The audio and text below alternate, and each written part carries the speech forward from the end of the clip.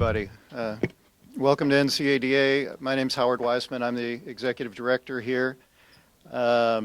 Very proud to host the governor in this training room, which I think you'll find holds the heat very well. So, a lot of thanks due to the governor, to Department of Mental Health, to Department of Health and Senior Services, to advocates like the Missouri Network for Opiate Reform and Recovery, Representative Lynch, Representative Cora Faith Walker.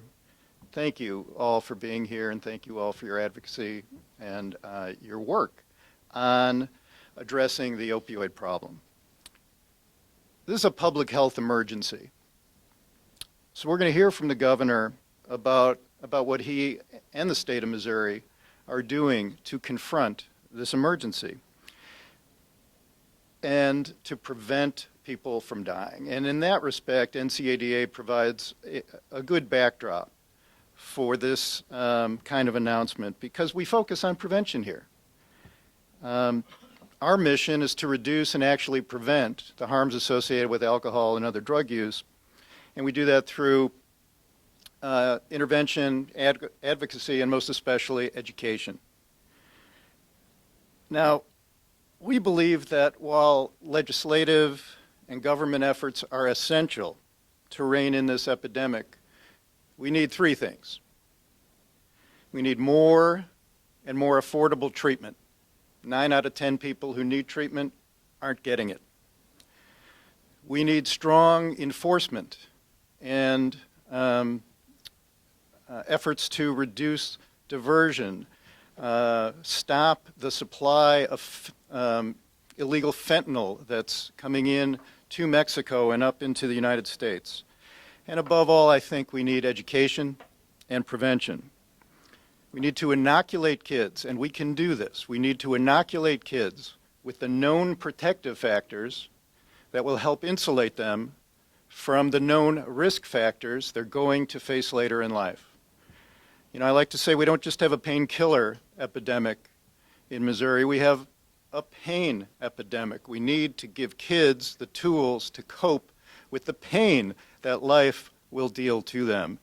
And that's what we do here. So last year we were in 280 schools, worked with about 80,000 students, and that might sound good, Governor, that's not enough. So we could really use a commitment from the state to expand our prevention infrastructure, and that is the only shamelessly self-serving thing I will say this morning.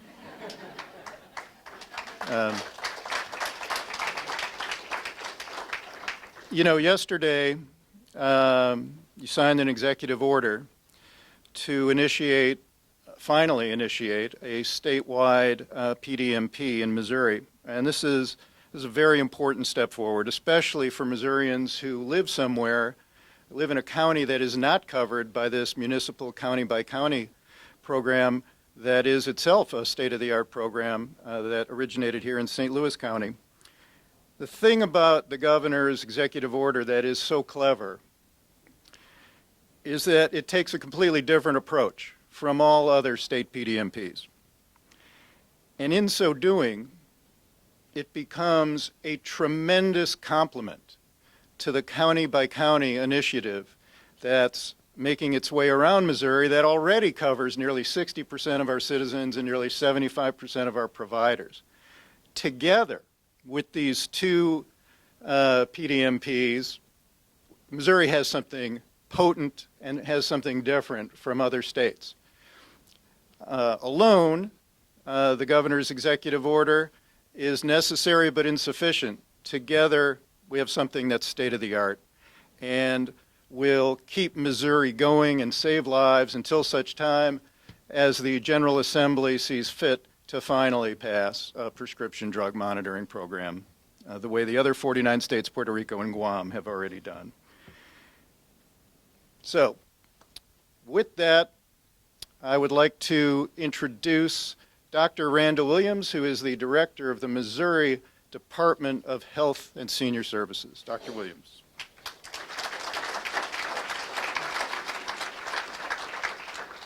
You're all incredibly gracious to take the time to come spend with us today. As I talked about yesterday, it was a very emotional day for of those of us in the governor's cabinet and for the governor.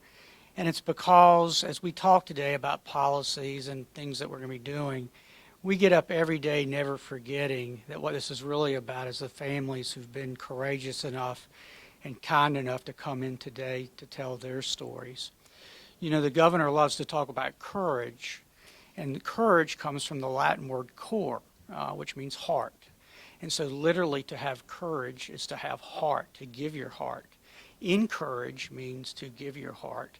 And I just want G and Kathy and all of you to know how much you encourage us and inspire us as we go forward. So one of my favorite passages from the Bible is from Proverbs, which is that iron sharpens iron. I hope we are somehow sharpening you, but just know this, you are sharpening us, and we greatly appreciate that. We are here today for an incredibly important thing. What we're doing today will save lives. It's been proven in other states.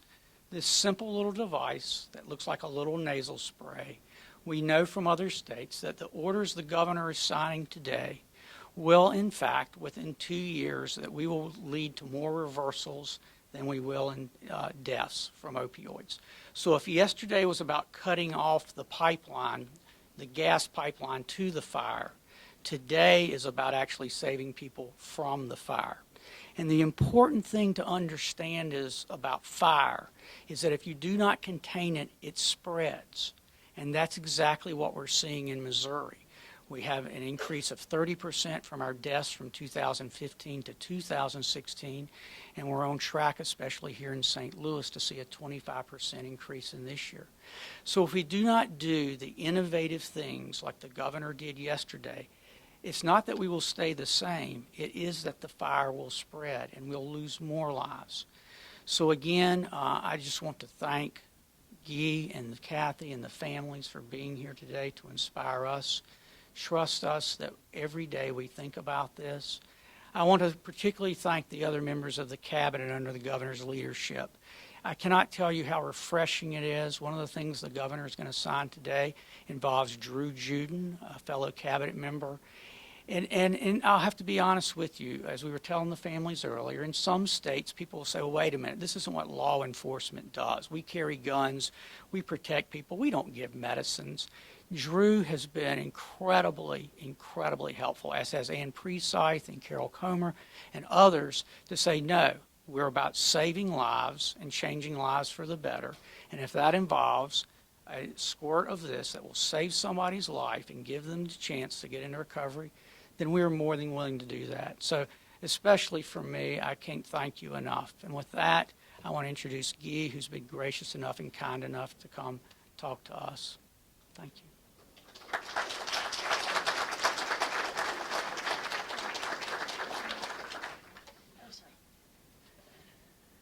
Hi, everyone. How are you doing?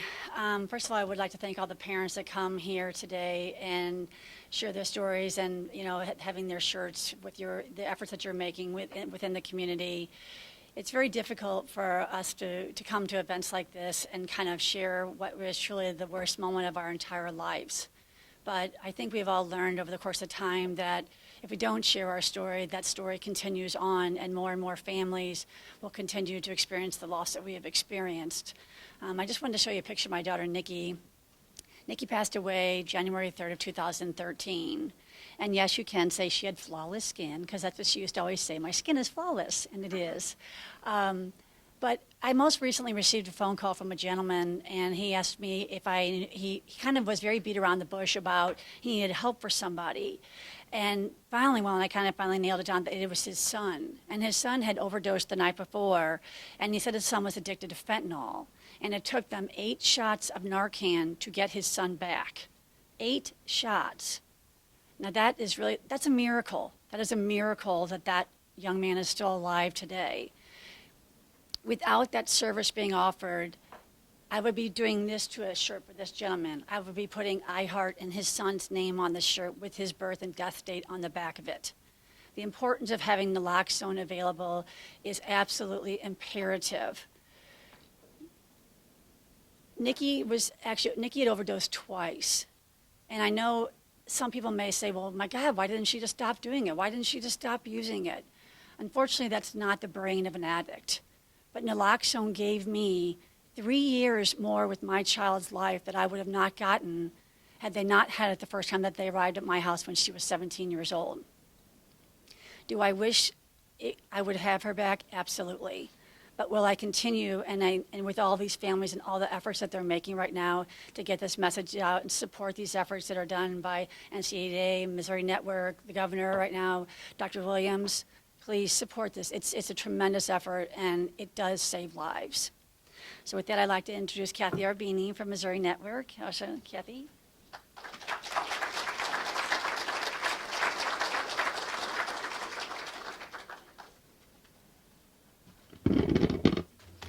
Good morning. I'd like to thank everyone for coming. I would like to say a special thank you to Robert and Chad and Mr. Stephen Lynch for getting this bill in order. Without you and all your hard work, we couldn't save lives. My son Kevin was 21. He died in 2009 of an accidental heroin overdose. When he passed away, the people he was with, they were afraid to call 911. And he laid in someone's basement for 17 hours. If they would have called, they could have given him Narcan. And just like he said, I would do anything to have him back. He could have gotten to treatment, which he did many times. And also when Kevin passed away, we found many prescription drugs in his truck. So he was doing the prescription drug doctor hopping shopping. Some of you are familiar with that. And also, he did leave behind a little boy, and he is the love of our life. However, I worry about him every day. We know this is a brain disease. We know this is a disease, and we know it is hereditary. Our grandson is only 8, but I worry about him every day. We do go to talk to schools. We go in some middle schools, but mostly high schools. We're hoping they will let us in schools with children a little bit younger than high school, because a lot of high school students are already using. And I would like to thank Missouri Network for doing all this work in Jefferson City. Without you guys, we wouldn't be here today. I thank you very much. And I think my boy would be really proud of all of you. Thank you.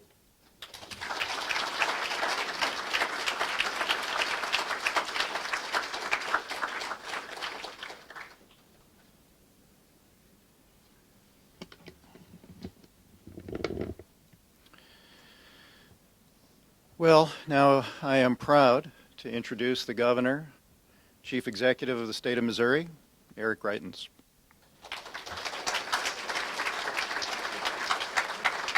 Good. Well, good morning. First of all, I want to thank all of the families who are here with us today. We had a chance to talk a little bit earlier, but the fact that all of you are here standing with us is a demonstration not just of your courage, but also of your commitment to make sure that together we can use the tragedies that have happened and emerge together wiser and save lives, to make sure that this isn't happening to other sons and daughters and other brothers and sisters. And it means a tremendous amount to all of us to have you come out and to join us today. As many of you know, yesterday we signed an executive order that created Missouri's first prescription drug monitoring program. Now, our state, as many of you know, had been without one of these for a long time. 49 other states had one. Missouri didn't, so we got it done. Now, that's going to help us to save lives. But we also said yesterday that a prescription drug monitoring program was just a start. Opioids have killed thousands of Missourians. And if we don't do something, they're going to kill thousands more. Last Friday, we signed a bill so that Narcan will be available to anyone who needs it statewide. You saw Dr. Williams held it up. It is a nasal spray that can help us. I'll hold it up. It's a nasal spray that can help us to save lives. This can help us to save lives. Right? And if used it the right way in the right time, it could make sure that Guy and Kathy and all of the other families that are here, that their sons and daughters might still be with us today. Right? They recognize how important this is, and we all need to recognize how important this is. I mean, we've heard from coaches, from teachers, from youth group leaders, from Sunday school teachers, from school resource officers, from mothers and fathers, that they want to be able to have the ability to save a life if someone that they love has overdosed. And now, because of the law that we signed on Friday, they'll be able to purchase it. And they can keep it on hand to protect the people that they love. Now today, we're here to sign an executive order. And it's going to make sure that members of law enforcement and our first responders are trained and equipped to save the lives of people who overdose. Right now around Missouri, too many members of law enforcement, firefighters, and other public safety officials don't have access to this drug, or they don't have the training to use it. We're changing that. We're taking strong action to make sure that together we can save lives. Now, and this executive order makes the training and equipment for Narcan a priority for the government of the state of Missouri. Now, this is something that should have happened 2 years ago or 3 years ago. Other states and cities have used Narcan for a long time. And even the low estimates show that Narcan has saved over 10,000 lives. Saved over 10,000 lives. And it's distributed to police officers and first responders around the country. We've got the power to save lives with this tool. And putting Narcan in the hands of men and women of law enforcement and first responders means that if someone has an overdose and they aren't close to a hospital, if one of our park rangers finds them in a park, or a conservation officer finds them, or a police officer, right, they can administer Narcan and save a life. Folks, there has been far, far too much talk about this problem and not enough action. Today, we're taking action to save lives. Thank you, and God bless you.